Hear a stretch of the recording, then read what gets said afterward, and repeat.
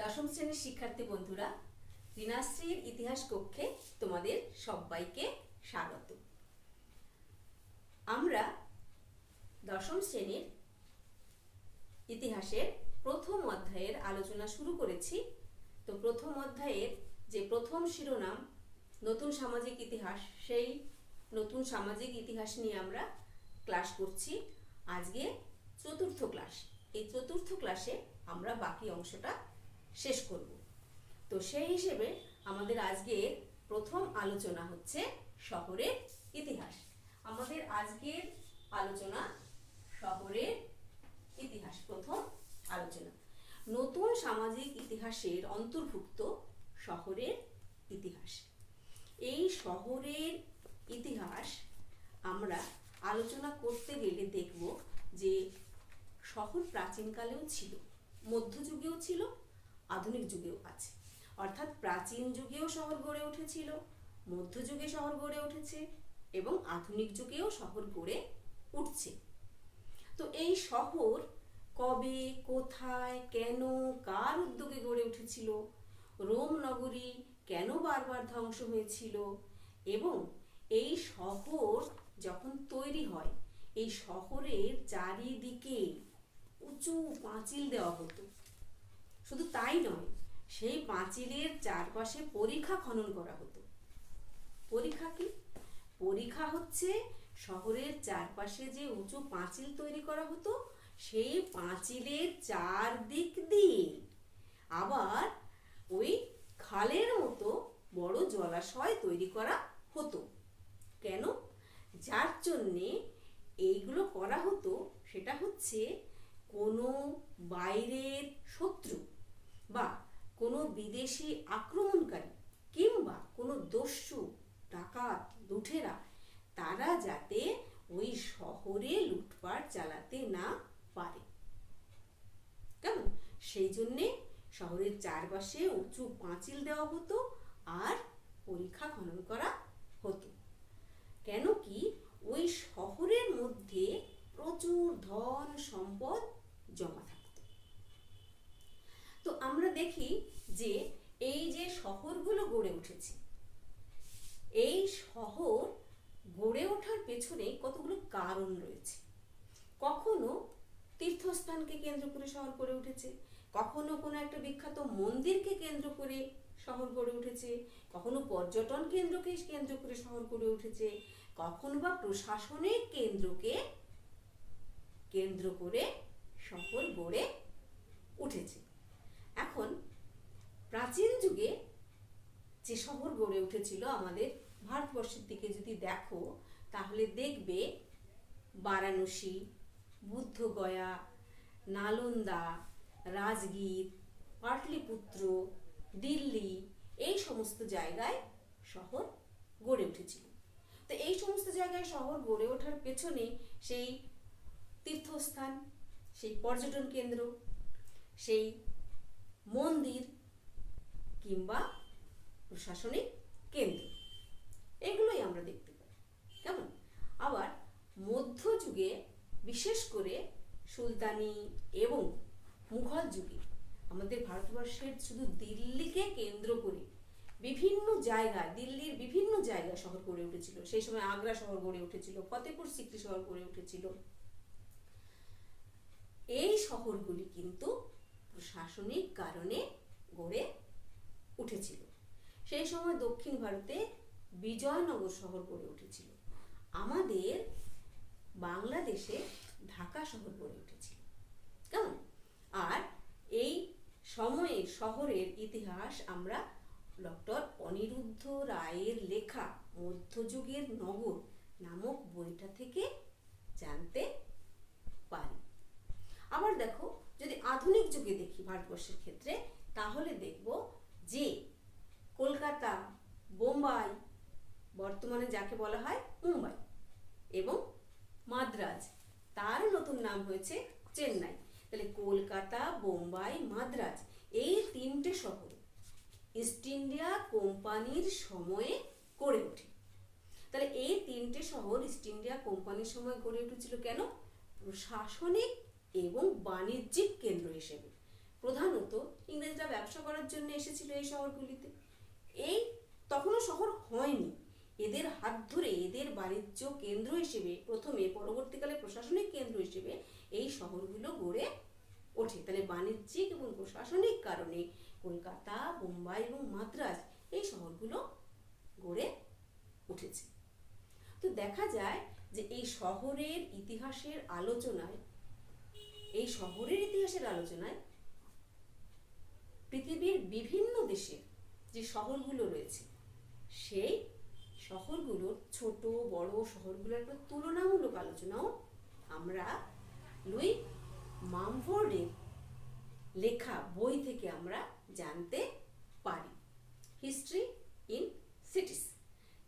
In cities যে বইটা, সেই বইটা থেকে আমরা পৃথিবীর বিভিন্ন দেশের ছোট শহর বড় শহরে যে দুটো শহরের মধ্যে তুলনা, সেই সংক্রান্ত আলোচনা আমরা পেতে পারি। কেমন? তাহলে এই গেল শহরের ইতিহাস। এবারে আমরা দেখি সামরিক ইতিহাস। তাহলে সামরিক কথাটার মানেটা কি জানতে হয়। সামরিক মানে হচ্ছে যুদ্ধ বিদ্যা বা যুদ্ধ বিগ্রহ সংক্রান্ত যে ইতিহাসের বিষয়, সেটাকেই বলা হচ্ছে সামরিক ইতিহাস। তো এই সামরিক ইতিহাসের দিকে আমরা দেখব যে প্রাচীন কাল থেকেই কিন্তু যুদ্ধের দামামা এখনো পর্যন্ত বেজেই চলেছে। অর্থাৎ যুদ্ধের দামামা প্রাচীনকাল থেকে বাঁচতে বাঁচতে আধুনিক যুগ পর্যন্ত চলে এসেছে এবং সামনের দিকেও পৃথিবী যতদিন থাকবে ততদিন এই যুদ্ধের দামামা মানে বাজনা বাজতে থাকবে। যখন থেকে মানুষের মধ্যে নিজের বোধটা এলো, নিজের সম্পদ, নিজের অধিকার, এই বোধটা এলো, তখন থেকেই এই পারস্পরিক দ্বন্দ্ব মানে যুদ্ধ, সেটা একটা গোষ্ঠীর সঙ্গে আরেকটা গোষ্ঠীর হতে পারে। সেই গোষ্ঠী যখন একতাবদ্ধ হয়ে অনেকগুলো গোষ্ঠী একসঙ্গে হয়ে যখন একটা রাষ্ট্র তৈরি হলো, অর্থাৎ যখন থেকে রাষ্ট্রশক্তি তৈরি হলো, তখন একটি রাষ্ট্রের সঙ্গে আরেকটি রাষ্ট্রের যুদ্ধ। এই যে যুদ্ধ, সেই যুদ্ধের যে ইতিহাস, তো যুদ্ধের ইতিহাসের ক্ষেত্রে যে সামরিক ইতিহাস একই ব্যাপার। তো সামরিক ইতিহাসের ক্ষেত্রে আমরা কোন কোন জিনিসগুলোকে দেখতে পাই পরপর যদি সাজাই। যুদ্ধের জন্য কি কি দরকার হয়? যুদ্ধের জন্য প্রথমেই দরকার হয় যেটা, সেটা হচ্ছে সৈন্য, সেনা, সিপাহী। তাহলে এই সৈন্য, সেনা, সিপাহী যাই বলো, সৈন্য সংগ্রহ করতে হয়, সৈন্য সংগঠন করতে হয়, অর্থাৎ জোগাড় করতে হয়, সৈন্যদের বিস্তার ঘটাতে হয়। তাহলে একটা সৈন্যের ব্যাপার গেল যুদ্ধের ক্ষেত্রে, এটা একটা দিক। আরেকটা হচ্ছে এই সৈন্যরা কি করবে? যুদ্ধ করবে। কি নিয়ে যুদ্ধ করবে? অস্ত্রশস্ত্র নিয়ে যুদ্ধ করবে। তাহলে অস্ত্রশস্ত্র আরেকটা দিক। আবার সেনাদের একসঙ্গে করে অস্ত্রশস্ত্র দিয়ে একটা বাহিনী তৈরি করা হয়, একটা বাহিনী তৈরি করা হয়। তো প্রথম দিকে, একেবারে প্রথম থেকে যদি আমরা দেখি, মানে সেই প্রাচীন যুগ থেকে আমরা যদি দেখি, তাহলে এই সৈন্য ছিল, আছে, থাকবে। কিন্তু যুদ্ধের যে সরঞ্জাম, যে অস্ত্রশস্ত্র, সেইগুলোর কিন্তু ধীরে ধীরে ক্রম বিবর্তনের মধ্যে দিয়ে সামনের দিকে গিয়ে নতুন নতুন অস্ত্রের সন্ধান আমরা পাচ্ছি। তার সঙ্গে বিজ্ঞানকে মিলিয়ে এমন মারণাস্ত্র আমরা তৈরি করছি যে একসঙ্গে অনেক মানুষকে মেরে ফেলা যায়। শুধু তাই নয়, এক মুহূর্তের মধ্যে গোটা পৃথিবীটাকেই ধ্বংস করে দেওয়া যায়। তো যাই হোক, আমরা এই অস্ত্রের দিকে যদি দেখি, তাহলে কি দেখব? একেবারে প্রথম কি ধরনের অস্ত্র ব্যবহার করা হতো? একেবারে প্রথমের দিকে কি অস্ত্র ব্যবহার করা হতো? দেখা যাচ্ছে যে সেই সময় ব্যবহার করা হতো তলোয়ার, কুঠার, শুল, বর্ষা, তীর, ধনুক, কামান, বন্দুক। এইভাবে একটু একটু দেখো, এই অস্ত্রগুলোর মধ্যে কিন্তু তীর ধনুক থেকে শুরু করে লাঠি, গদা, কুঠার, তলোয়ার, শুল, বর্ষা, আর এইগুলো কিন্তু একটু একটু করে উন্নত হচ্ছে। প্রথমে লাঠি ছিল, চলে এলো শেষে কামান, বন্দুক। কেমন? এগুলো হচ্ছে আক্রমণাত্মক অস্ত্র, মানে এগুলো দিয়ে তুমি আক্রমণ করতে পারো। তাহলে আক্রমণ ঠেকাবার জন্যও কিছু অস্ত্র আছে, সেটাকে বলা হয় প্রতিরক্ষামূলক।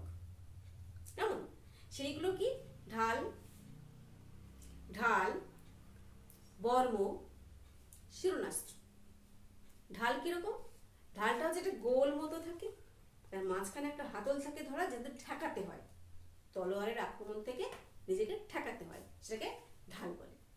আর বর্মটা হচ্ছে একটা পোশাকের মতো, সেটা পরতে হয়, যেটা পরলে বুক এবং পিঠ শরীরটাকে রক্ষা করা যায়।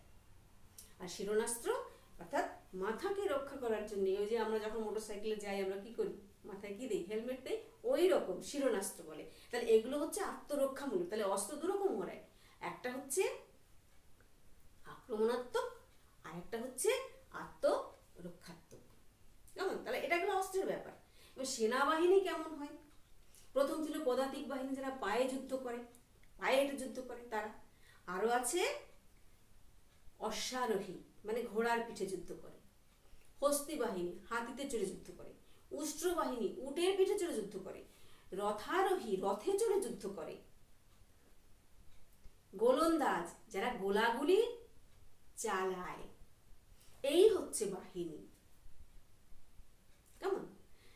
আর এই যুদ্ধের ক্ষেত্রে তাহলে সেনাবাহিনী গেল, অস্ত্র গেল, আর একটা জিনিস গুরুত্বপূর্ণ, সেটা হচ্ছে দুর্গ। তাহলে দুর্গ কি? দুর্গ হচ্ছে সেনানিবাস, যেখানে সৈন্যরা থাকে। তাহলে সেই দুর্গ কোথায় তৈরি হবে, কেমন তৈরি হবে, এ বিষয়ে কিন্তু রণবিশেষজ্ঞ, রণ মানেও যুদ্ধ, রণবিশেষজ্ঞরা এ বিষয়ে বিশেষ আলোচনা করছেন। কেমন? তাহলে এই দুর্গ যুদ্ধের ক্ষেত্রে একটা গুরুত্বপূর্ণ স্থান পালন করে। কৌটিল্য প্রাচীন ভারতের একজন বিখ্যাত কূটনীতিবিদ, চন্দ্রগুপ্ত মৌর্যের প্রধানমন্ত্রী। সেই কূটনীতিবিদ কৌটিল্য একখানা বই লিখেছিলেন। বইটার নাম হচ্ছে অর্থশাস্ত্র। অর্থশাস্ত্র মানে ভেবো না যে সেখানে টাকা পয়সা সংক্রান্ত আলোচনা, মোটেই নয়। প্রাচীনকালে অর্থশাস্ত্র বইটা কৌটিল্য লিখেছিলেন। যে কৌটিল্যের অর্থশাস্ত্রে এই যুদ্ধ সংক্রান্ত বা সামরিক বিষয়ে একবারে বিশদ আলোচনা, বিস্তৃত আলোচনা রয়েছে। আর এই যুদ্ধ সম্পর্কে স্যার যদুনাথ সরকার, একজন প্রখ্যাত ঐতিহাসিক, ইতিহাসবিদ, যদুনাথ সরকার, মিলিটারি হিস্ট্রি ইন ইন্ডিয়া, এই বইটা তিনি লিখেছেন। সামরিক বিষয়ে, ভারতের সামরিক বিষয়ের ইতিহাস, মিলিটারি হিস্ট্রি ইন ইন্ডিয়া নামক বইতে। আর মারাঠাদের যুদ্ধের কাহিনী সম্পর্কে বই লিখেছেন সুরেন্দ্রনাথ সেন। কেমন? এছাড়াও আরো প্রচুর বই রয়েছে, এক একটা দুর্গের উপর এক একটা বই আছে। তবে এই যুদ্ধবিদ্যার যে ইতিহাস, সেই ইতিহাসের ক্ষেত্রে বর্তমানে একটু নতুন দৃষ্টিভঙ্গি দেখা যাচ্ছে। সেটা কি? সেটা হচ্ছে যে এক সময় যুদ্ধের ক্ষেত্রে সেনাবাহিনী, রাষ্ট্রশক্তি, তাদের খুব গুরুত্ব দেওয়া হতো।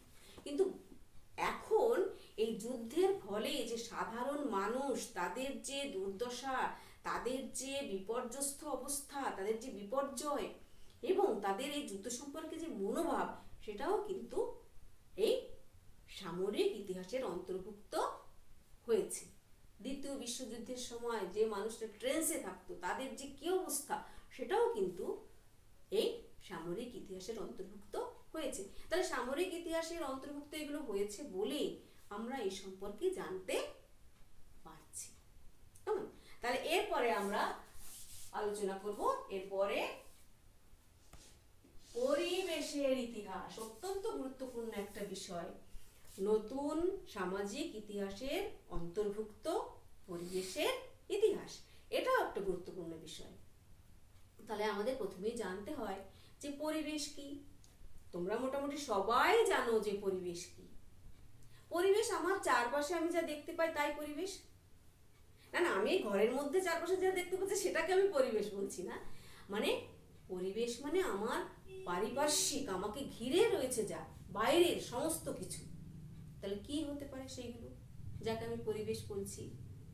আমার চারপাশে রয়েছে গাছপালা, পাহাড় পর্বত, মরুভূমি, নদী, সূর্য, চন্দ্র, বায়ু, বায়ুমণ্ডল, এই সব কিছু কিন্তু পরিবেশের মধ্যে পড়ছে।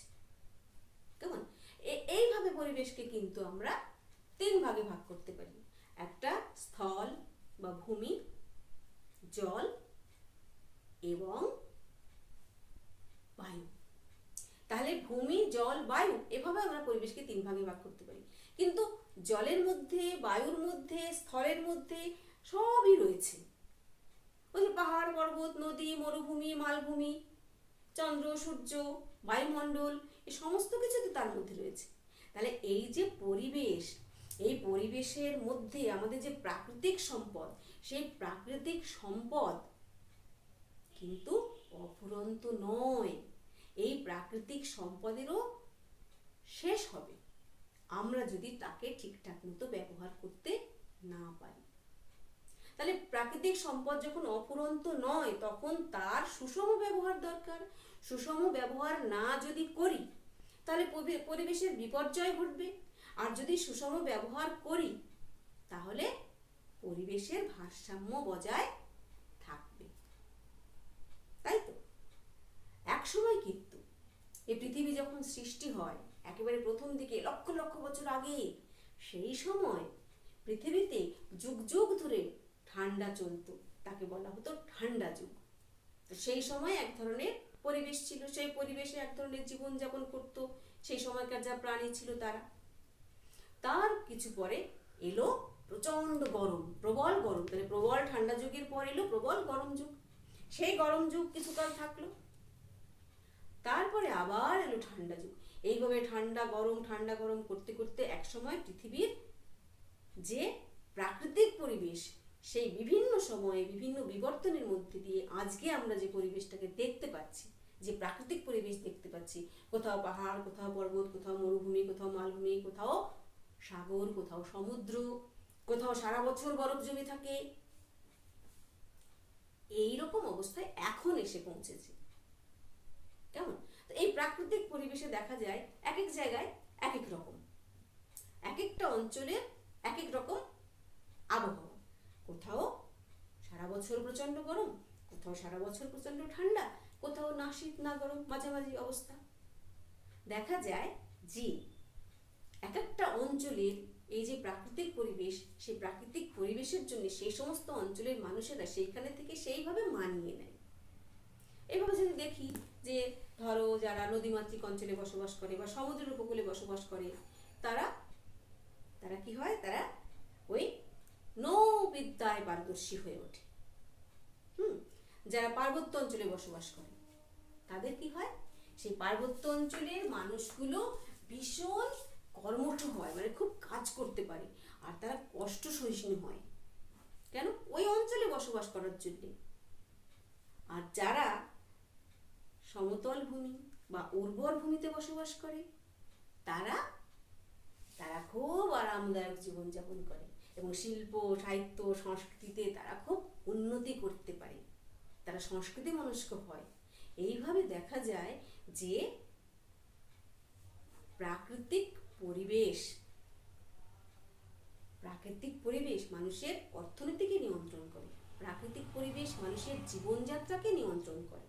সুতরাং যে প্রাকৃতিক পরিবেশ মানুষের অর্থনীতি নিয়ন্ত্রণ করে, মানুষের জীবনযাত্রাকে নিয়ন্ত্রণ করে, সেই প্রাকৃতিক পরিবেশকে যদি আমরা সুষ্ঠুভাবে ব্যবহার না করি, যদি আমরা তার দূষণ ঘটাই, তার ক্ষতি করি, তাহলে তো আমাদেরই জীবন বিপন্ন হবে, পৃথিবীর ভারসাম্য নষ্ট হবে। সেই জন্য আমাদের সচেতন হতে হবে। তো এই ব্যাপারে আমাদেরকে অনেকে সচেতন করেছেন। তাদের মধ্যে একজন হচ্ছেন রিচার্ড গ্রোভ। এই রিচার্ড গ্রোভ তিনি একটা বই লিখেছেন, বইটার নাম হচ্ছে গ্রিন ইম্পেরিয়ালিজম। এই বইটাতে তিনি দেখিয়েছেন যে শক্তিশালী দেশ, ঔপনিবেশিক দেশ, তারা কি করছে, তারা যে দেশকে দখল করছে, অর্থাৎ ঔপনিবেশিক দেশগুলি পদানত দেশগুলির থেকে প্রচুর, মানে নির্বিচারে তাদের প্রাকৃতিক সম্পদ লুট করছে, আহরণ করছে।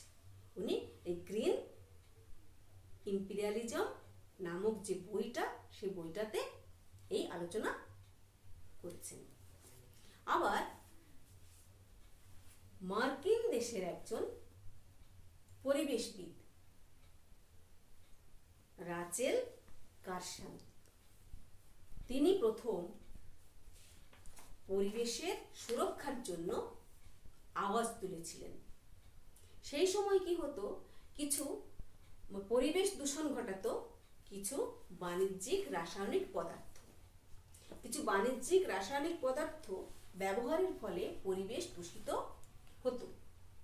তো এই বাণিজ্যিক রাসায়নিক পদার্থের ব্যবহার এবং তার ফলে যে পরিবেশ দূষিত হচ্ছে, পরিবেশের ভয়ঙ্কর অবস্থা হচ্ছে, এই সম্পর্কিত যে অনুসন্ধান ও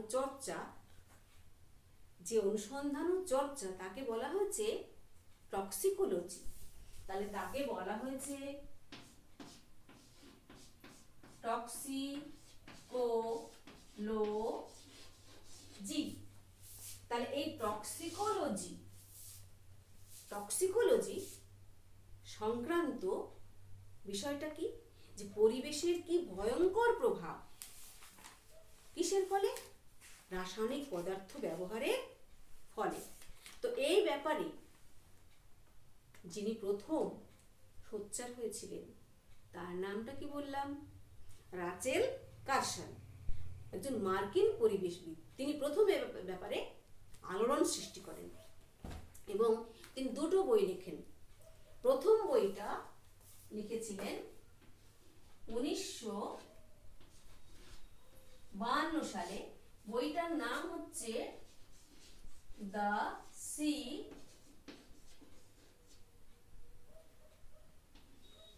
অ্যারাউন্ড আস। এটা বড় হাতের হবে, the sea around us. Rachel কারসনের লেখা প্রথম বই। 1952 লিখছেন। তারপরে লিখছেন 1962 স্প্রিং সাইলেন্স।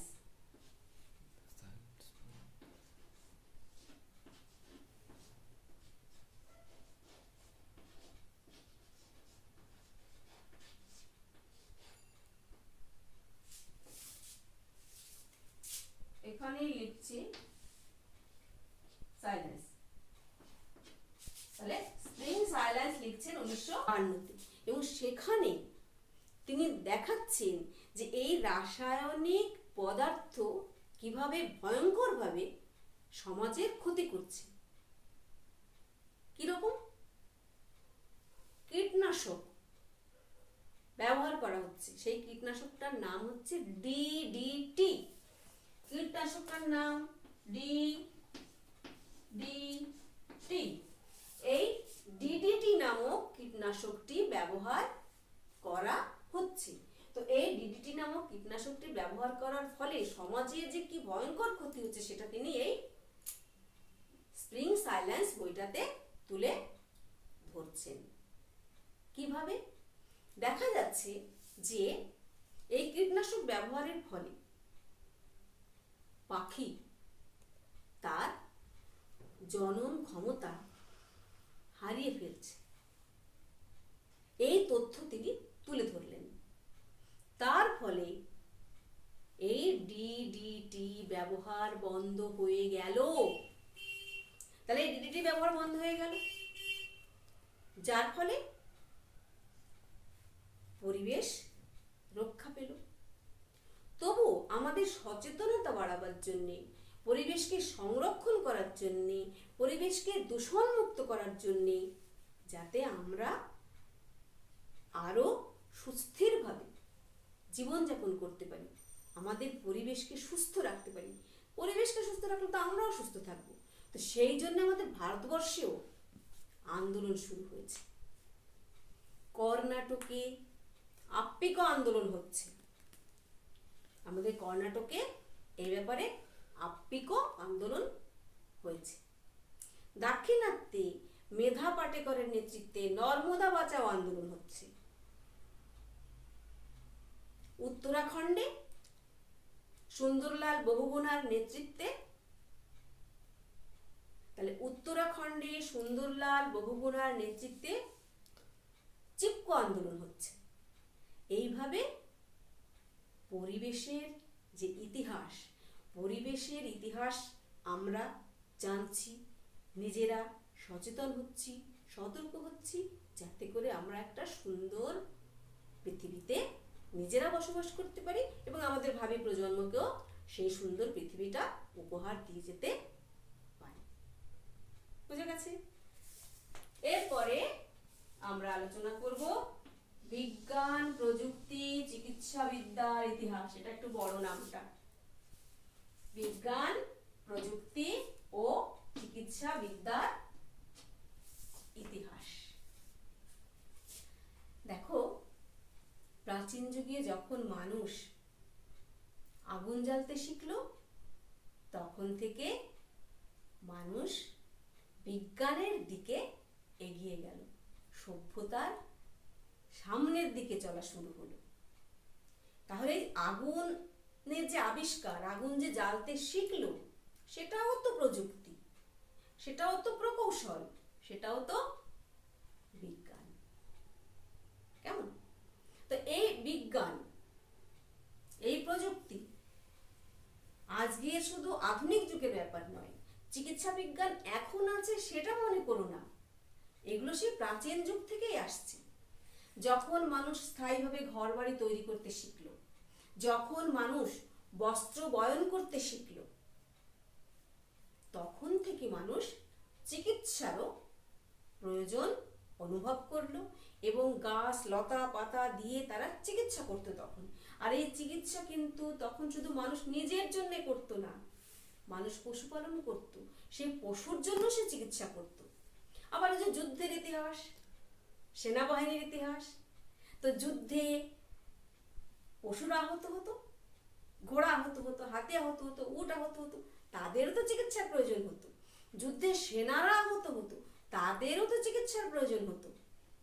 তাহলে দেখো, এই বিজ্ঞান, প্রযুক্তি এবং চিকিৎসা একে অন্যের সাথে কিরকম জড়িত। সম্রাট অশোকের কথা নিশ্চয়ই তোমরা জানো। সম্রাট অশোক, মহামতি অশোক, ভারতবর্ষের বলি কেন, গোটা পৃথিবীর মধ্যে ওই রকম সম্রাট নেই, অতুলনীয়। সেই সম্রাট অশোক কিন্তু পশুদের জন্য চিকিৎসালয় তৈরি করেছিলেন, মানুষের জন্য দাতব্য চিকিৎসালয় করেছিলেন, পাশাপাশি তিনি পশুদের জন্য চিকিৎসালয় তৈরি করেছিলেন। বর্তমানে যদি আধুনিক যুগের দিকে তাকাই আমাদের ভারতবর্ষের ক্ষেত্রে, তাহলে আমরা দেখব যে ব্রিটিশ ইস্ট ইন্ডিয়া কোম্পানি ভারতবর্ষের শাসনের দায়িত্ব গ্রহণ করার পর থেকে, বিশেষ করে ঊনবিংশ শতাব্দীর প্রায় শুরু থেকে, ভারতবর্ষে বিজ্ঞান, প্রযুক্তি এবং চিকিৎসা বিদ্যার ক্ষেত্রে একটা অভাবনীয় উন্নতি লক্ষ্য করা গেছে। দার্জিলিংয়ে এবং শিবপুরে বোটানিক্যাল গার্ডেন তৈরি করে সেখানে বিভিন্ন ধরনের গাছপালা তারা লাগিয়েছেন, যেগুলো চিকিৎসা বিজ্ঞানের ক্ষেত্রে কাজে লাগে। 1835 খ্রিস্টাব্দে কলকাতা মেডিকেল কলেজ তৈরি হয়েছে। সেখানে কি হয়? কলকাতা মেডিকেল কলেজে কি হয়?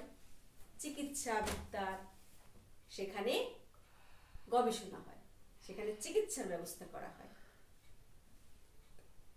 পরবর্তীকালে ভারতের খনিজ বিদ্যা, পদার্থবিদ্যা, গণিত বিদ্যা এইগুলোর উন্নতি ঘটেছে।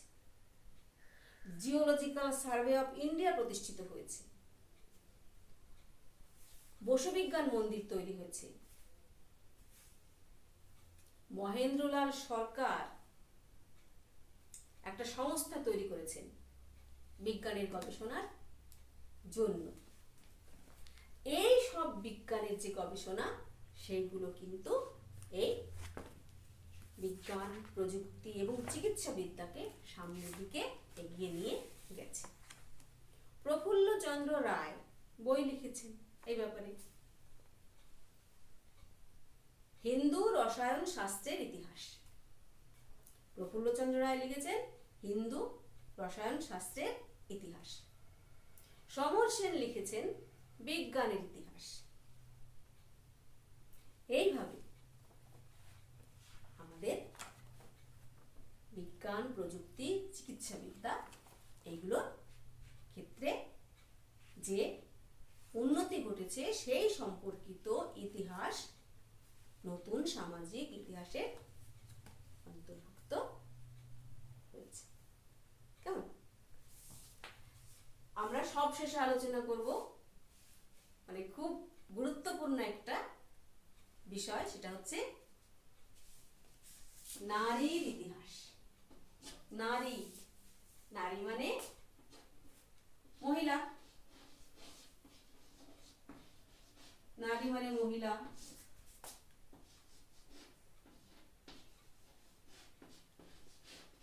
রমণী যাই বলো, এক সময় নারীর কোনো আলাদা বা স্বতন্ত্র কোনো অস্তিত্ব ছিল না। নারীকে মানুষ বলেই মনে করা হতো না। আমাদের অতীতের শাস্ত্রকাররা বলেছেন যে নারী হচ্ছে বাল্যে পিতার, যৌবনে স্বামীর, বার্ধক্যে পুত্রের অধীন। মানে ছোটবেলায় সে বাবার কাছে থাকবে, তারপরে বিয়ে হলে সে স্বামীর অধিকারে থাকবে, এবং বার্ধক্যে মানে বুড়ো বয়সে সে পুত্র সন্তানের অধীনে থাকবে। অর্থাৎ নারী চিরকাল অধীনে থাকবে, নিয়ন্ত্রণে থাকবে, পরাধীন থাকবে, তার কোনো স্বাধীনতা থাকবে না, তার কোনো আলাদা অস্তিত্ব থাকবে না। নারী হচ্ছে লতার মতো, সে কাউকে নির্ভর করে থাকবে। কিন্তু বর্তমানে অবস্থার পরিবর্তন ঘটেছে। এই অবস্থার পরিবর্তন ঘটেছে, বলা হচ্ছে পৃথিবীর অর্ধেক পুরুষ অর্ধেক নারী, অর্থাৎ অর্ধেক নর অর্ধেক নারী। তাই বলা হচ্ছে এখন নারী হচ্ছে অর্ধেক আকাশ। নারী হলো অর্ধেক আকাশ। তাহলে এই যে অবস্থার পরিবর্তন ঘটলো, কিভাবে আমাদের দেশেটা হলো? আমাদের দেশে বলা যায় যে বিদ্যাসাগর মহাশয়, যিনি প্রাতঃস্মরণীয়, বাংলার তো বটেই, ভারতের মেয়েদের মধ্যেও যিনি প্রাতঃস্মরণীয়, সেই বিদ্যাসাগর মহাশয় যে স্ত্রী শিক্ষার প্রচলন করলেন, ড্রিঙ্ক ওয়াটার বেথুন তিনিও স্ত্রী শিক্ষার প্রচলনে সহযোগিতা করলেন। এখানে রাধাকান্তদেরকেও স্মরণ করতে হয়, তিনিও এই ব্যাপারে এগিয়ে এসেছিলেন। তো তখন থেকে মেয়েদেরকে অন্দরমহল থেকে শিক্ষার অঙ্গনে প্রবেশের অধিকার দেওয়া হলো। ফলে মেয়েরা শিক্ষিত হতে শুরু করল। এইখানে বলে রাখি, ব্রাহ্ম সমাজ নারীকে আরো একটু স্বাধীনতা দিল। ব্রাহ্ম সমাজ নারীকে পুরুষের সাথে সমানভাবে মেলামেশা করার, সমস্ত কাজকর্ম করার অধিকার দিল। ফলে পরবর্তীকালে আমরা দেখি যে ভারতবর্ষের জাতীয় আন্দোলনে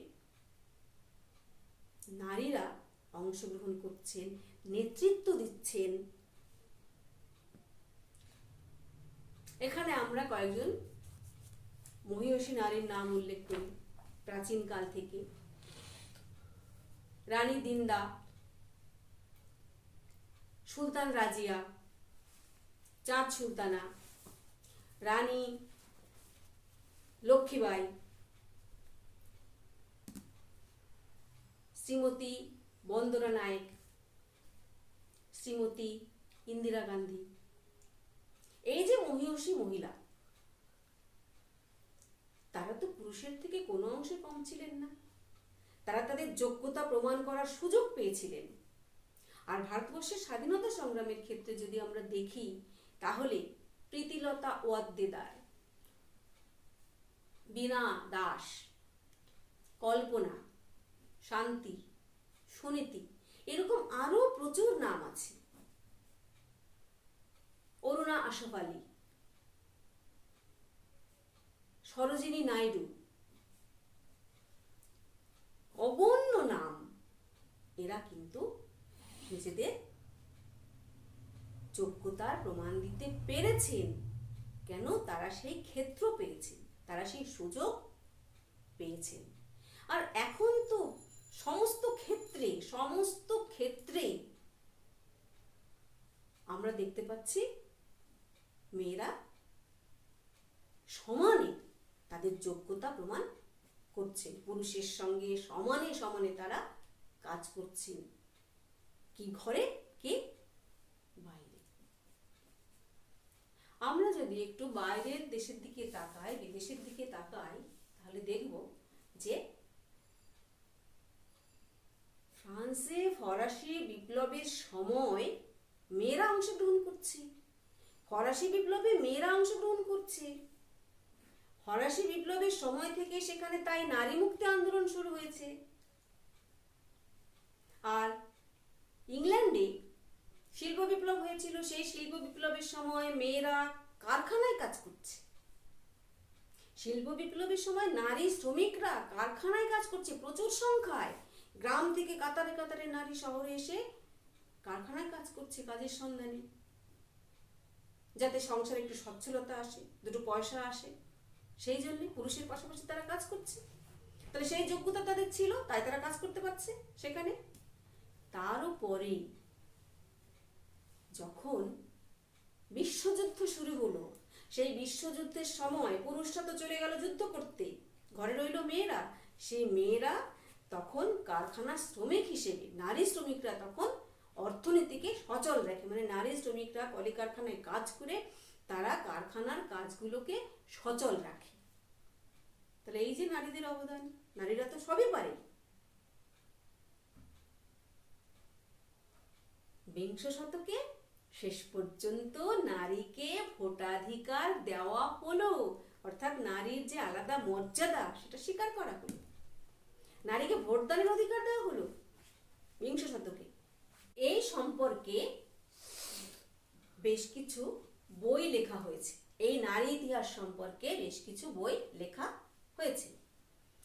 তো এক নাম দুজন লেখক, মানে দুজনেই লিখেছেন দুটো বই, কিন্তু দুটো বইয়ের নামই এক হয়ে গেছে। Woman in modern history.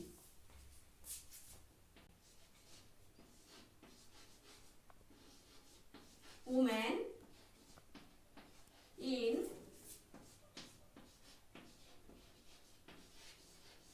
modern